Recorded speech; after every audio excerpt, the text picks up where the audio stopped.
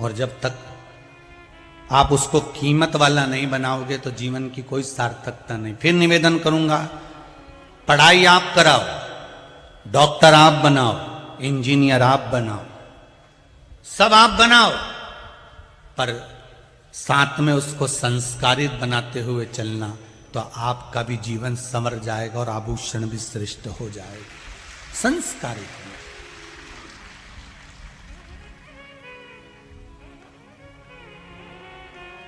आज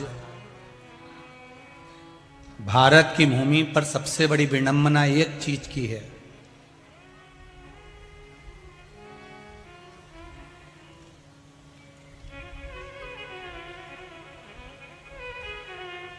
भारत की भूमि पर सबसे बड़ी विडंबना एक चीज की है। पहले माता पिता अपने बच्चे को खुद संभालते थे। आज के जमाने में माता पिता बच्चे को जन्म देने के बाद एक आया रख लेते हैं, एक दासी रख लेते हैं, एक कोई माता को रख लेते हैं, कोई बेटी को रख लेते हैं, इसको संभालो। माता पिता पार्टी में एंजॉय कर रहे हैं, वो लड़की, वो माँ, वो आया उस बच्चे को लेकर घूमती फिरती है, रोटी खिलाती, पानी पिलाती, चाय पिलाती, दूध पिलाती, सुलाती, खिलाती, तैयार करती, वो आया। और माता पिता पार्टियों में एंजॉय कर रहे हैं, माता पिता घूम रहे हैं, माता पिता जा रहे हैं, माता पिता इधर उधर घूम रहे हैं, और वो घर में जिसको बच्चे को संभालने के लिए रखा गया है वो बच्चे को संभाल रही है। अब एक बात अपनी जिंदगी में उतार कर रखना, बच्चे का प्रेम माता पिता से रहेगा क्या? जम के बोलिए जरा। नहीं रहेगा। जब बच्चे का प्रेम बचपन से ही माता पिता से अलग हो जाएगा तो फिर बुढ़ापा आने पर आप अपनी औलाद से आसक्ति क्यों रखते हो कि ये मुझे चाय पिलाएगा? तूने बचपन में उसको कपड़े नहीं पहनाए, तूने बचपन में उसको रोटी नहीं खिलाई, तूने बचपन में उसको श्रृंगार नहीं किया, तो क्या औलाद बुढ़ापे में तुम्हारा कुछ करने वाली है? तो जिन जिन की औलादें दूसरों की गोद में पल रही हैं वो तैयारी कर लेना वृद्धाश्रम की, एक एक अटैची तैयार करके, एक एक अटैची अभी से तैयार कर कर रख लो। क्योंकि बच्चों में प्रेम आप जागृत करोगे तो बच्चे, माना आपको नौकरी से फुर्सत नहीं है, आपको कमाने से फुर्सत नहीं है, पत्नी भी नौकरी पर जा रही है, पति भी नौकरी पर जा रहा है, पर ईमानदारी से बोलो, पूरा जीवन आधे से ज्यादा समय, आधा ही समय समझ लो कि जिंदगी के 100 साल में से 50 साल तुमने कमाने में निकाले। अब हिसाब लगाइएगा जरा, कितने साल कमाने में निकाले? जम के बोलो जरा। 50 साल तुमने कमाने में निकाले। 50 साल तो कोई नहीं कमाता, 60 साल तक कमाते हैं लोग। गवर्नमेंट भी रिटायर 60 के बाद ही करती है। तुमने कमाने में 60 साल निकाल दिए, कमाने में तुमने 50 साल निकाल दिए। अब जितना पैसा तुमने शरीर को खूब काम में झोंका, खूब काम में झोंका, खूब भट्टी में झोंका, 8-8 बजे से जा जाकर दुकान पर झोंका, खूब काम करा, खूब काम करा, शरीर का घुटना, कमर, पीठ, सिर, आंख, नाक, मुंह सब बेकार कर लिया। अब 50 साल तुमने कमाया, अब वो 50 साल तुमने जो कमाया वो 50 साल इस शरीर में बीमारी में खर्च करो और डॉक्टर को भरो, लगाओ। 50 साल पहले पैसे को कमाओ, इस शरीर को खूब भट्टी में झोंक दो, और 50 साल बाद जो तुमने लाखों रुपए बैंक में जमा करे हैं, इस शरीर की हड्डी कलपुर्जे को सही करने में वो 50 साल जो कमाया वो इसमें झोंक दो। अब ना तो तुम जिंदगी का एंजॉय कर पाए, ना अपनी जिंदगी को सही जी पाए। 50 साल कमा कमा के मर गए और 50 साल डॉक्टर में भर भर के मर गए, और बाकी का समय था तो औलाद ले जाके आग लगा दी शमशान में। 13 दिन बाद नुक्ती और गुलाब जामुन और खोपरा पाक खा गए, गया जीवन सब।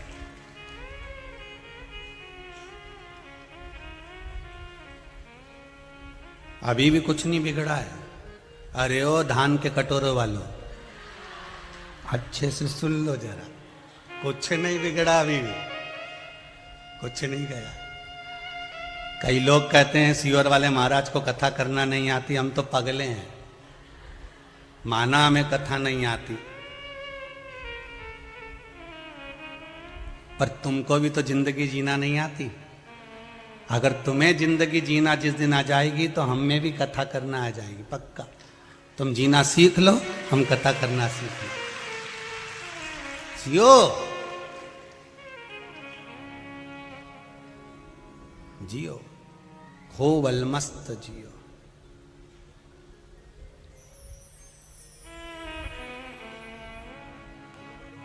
अभी वो टीवी पे देखा था बीच में और अखबार में आया था, ना जाने वो कहाँ का था, यूपी पुपी का था कहीं का, खूब पैसा मिला उसके यहाँ। दादा तुम्हें नाम मालूम हो तो बता दीजिए रे। हैं कौन से गांव का? हाँ जो भी नाम हो, कौन से गांव के थे वो? कानपुर के। कितना मिला और उसका अंदाजा लगाया गया तो मालूम पड़े फिएट गाड़ी थी, बस उसी में घूमता था, और मोटरसाइकिल पुरानी थी उस पे घूमता था। अब ईमानदारी से बोलो, कमाया कमाया कमाया, जोड़ा, खुद के शरीर पे भी कभी खर्च नहीं कर पाया, आखिरी में दूसरे आए और उठा कर ले गए। बस यही जिंदगी है, हमने जिंदगी भर संभाला, आखिरी में चला गया। यही जीवन है। जोड़ो, मना नहीं। एक दुकान की जगह 10 दुकान खोलो, मना नहीं। 8 बजे से लेकर रात को 11 बजे तक कमाओ, मना नहीं। पर जितना कमाओ उसमें से आधा अपने शरीर पर भी खर्च करो। फुल एंजॉय से जिंदगी जियो, जो मन में भाव आए। महाराज इस जीवन का कोई भरोसा नहीं, कोई भरोसा। खूब भगवान की भक्ति में दिन निकालो, रात निकालो, भगवान शिव के स्मरण में निकालो। निंदा करने वाले निंदा करेंगे, बुराई करने वाले बुराई करेंगे। हम तो यहां तक कहते हैं कि फेसबुक, यूट्यूब, इंस्टाग्राम आदि आदि पर भी अगर कोई किसी की भी बुराई करता है, करबद्ध निवेदन है आप कभी उसका साथ मत देना, एक कमेंट्स मत करना, नहीं तो पापी के चक्कर में वो गेहूं के साथ, अरे बोलो तो, गुण भी पिसा जाता है। इसलिए अपने नहीं देना इनका साथ। ये लिखे कुछ भी लिखे, ये बोले कुछ भी बोले, पर अपने साथ अपन है का। और महाराज कौन रहा? ये कोरोना महामारी ने सबको दिखा दिया है महाराज जी। आना पड़ जाए इसका कोई भरोसा नहीं। कमाओ पर अपनी जिंदगी पर, अपने जीवन पर मत करो। दान नहीं करना है, मत दो, किसी को नहीं देना है, पर अपने ऊपर तो खर्च करो, अपने ऊपर तो लगाओ कम से कम।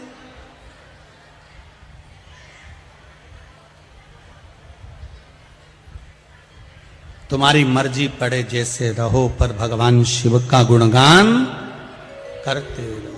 श्री शिवाय नमस्तुभ्यं, श्री शिवाय नमस्तुभ्यं, श्री शिवाय नमस्तुभ्यं, श्री शिवाय नमस्तुभ्यं, श्री शिवाय नमस्तुभ्यं। तुम्हारी मर्जी पड़े जैसे जीवन जियो, पर शंकर का नाम लेकर, भगवान का भजन कर कर, स्मरण कर कर, कीर्तन कर कर, भगवत नाम को धारण कर कर जीवन जियो।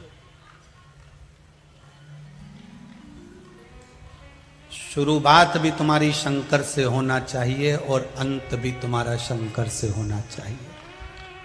महाराज मकान तुम्हारी पसंद का होगा और मसान शंकर की पसंद का होगा कि किस जगह पर ले जाकर आग लगवाएगा, ये उसको मालूम है, हमको नहीं।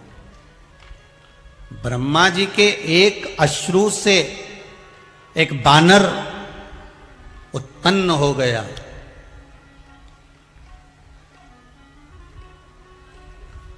थोड़ा उपद्री था, राक्षस प्रकार था, उपद्री प्रवृत्ति। शिवजी मिलने के लिए आए ब्रह्मा जी को। ब्रह्मा जी नहीं थे, पर भगवान शंकर को पछतावा हो रहा है कि मैंने ब्रह्मा को क्यों अपशब्द कह दिया, मैंने ब्रह्मा को क्यों समझाया।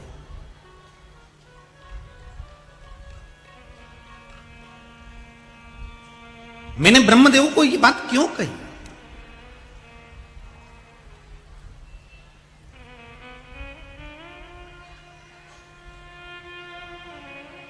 ये पछतावा शिव को हो रहा।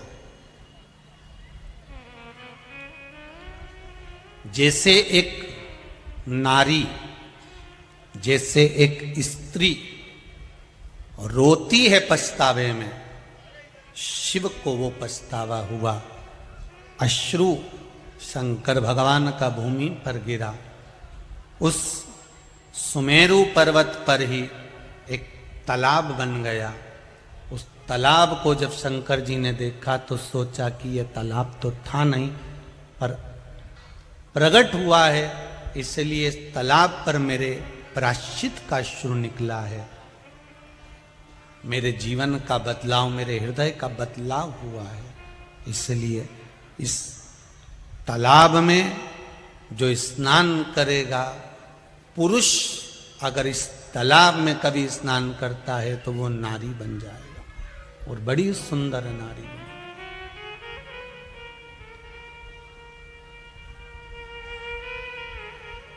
प्रायश्चित का जब स्नान व्यक्ति को होता है, इस मन को जब वो प्रायश्चित में डुबोता है तो महाराज वो सुंदर बनकर प्रकट होता है। सुंदर बनकर।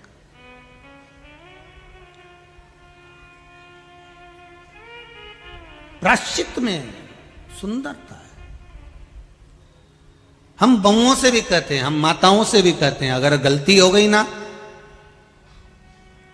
ना गलती, जाकर सास के गले लग लो, सास के पांव पकड़ लो।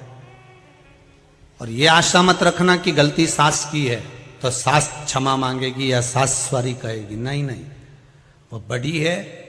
और पहले भी कथा में कहा, सबसे बड़ा कौन होता है? जो झुक गया। झुकने वाले की बड़प्पन ज्यादा होती है। अगर सास बड़ी है और वो झुक गई तो और बड़ी हो जाएगी। इसलिए उससे भी बड़ा अगर आपको बनना है तो गलती किसी की भी हो, पर आप छोटे हो ना, एक बार क्षमा मांगने में, गले लगाने में, सॉरी बोलने में, चरण छूने में कुछ नहीं जाता। प्रणाम कर लीजिए। ऐसा हो गई ना गलती,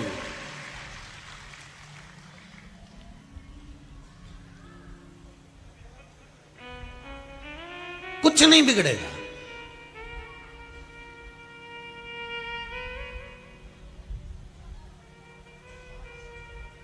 रोज पड़ोसन के यहां कचरा फेंकने से अच्छा कभी कभी फूल भी फेंका करो।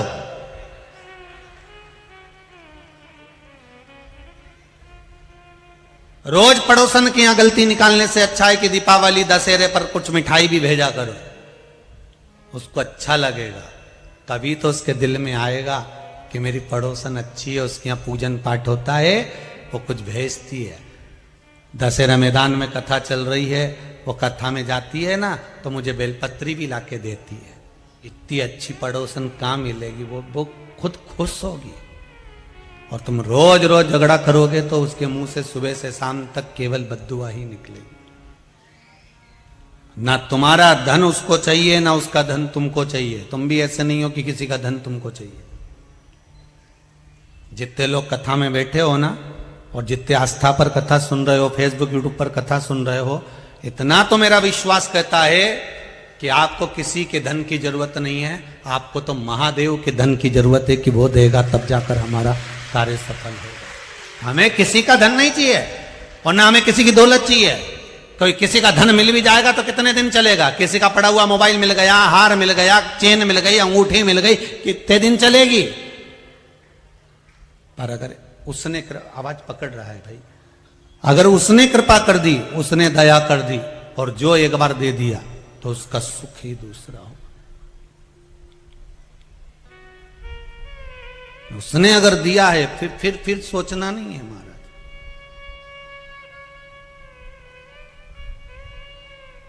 जो इसमें स्नान करेगा उसका रूप बदल जाएगा, वो सुंदर हो जाएगा। अब ये बानर को नहीं मालूम था जो उपद्रवी था, इतना उपद्रव मचा रखा था इसने, इतना उपद्रव मचा रखा था, इतना उपद्रव मचा के रखा था, चारों तरफ उपद्रव मचा रहा था। एक दिन ये बिना सोचे समझे उस तालाब में अपने राज्य का आनंद करते हुए नहाने के लिए चला गया।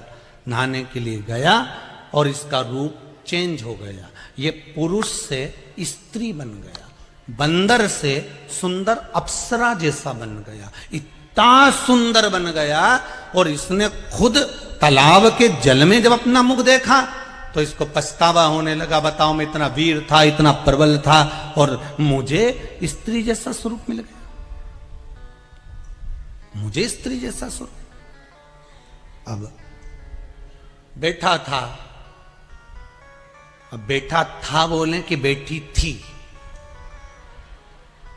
तो इतना सुंदर स्वरूप धारण कर कर सुमेरु के शिखर पर बैठा, स्त्री का स्वरूप।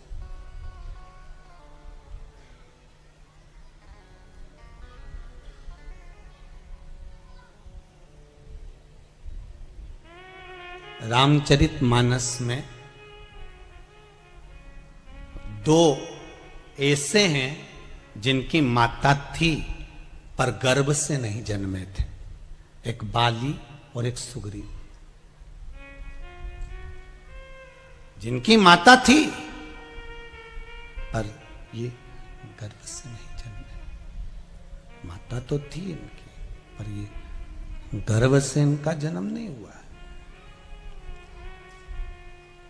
महाराज वो थे बाली और जम के बोलो सुग्रीव, ये दो थे। और ये सजकर श्रृंगारित होकर शिखर पर बैठी हुई थी। महाराज इतने में वहीं से इंद्र और सूर्य देव का आगमन हुआ। दोनों ने देखा तो इंद्र देव ने सूर्य देवता से कहा, कितनी सुंदर नारी बैठी है, अप्सराएं भी इसके आगे फीकी है, इसके बाल कितने सुंदर हैं, बस बाल पर दृष्टि पड़ गई तो महाराज एक बेटे ने जन्म ले लिया जिसका नाम था बाली। मात्र बाल पर दृष्टि पड़ी तो बेटे ने जन्म लिया जिसका नाम था बाली। और इतने में सूर्य देवता, सूर्य नारायण भगवान देख रहे थे, सूर्य देवता देख रहे थे। सूर्य देव ने उसकी ग्रीवा को देखा, गले को देखा, इसका गला कितना सुंदर है जिसमें यह हार पहनी हुई। ग्रीवा को देखा तो एक बालक ने जन्म लिया जिसका नाम था सुग्रीव। बाली बाल को देखकर, सुग्रीव ग्रीवा को, दोनों प्रकट।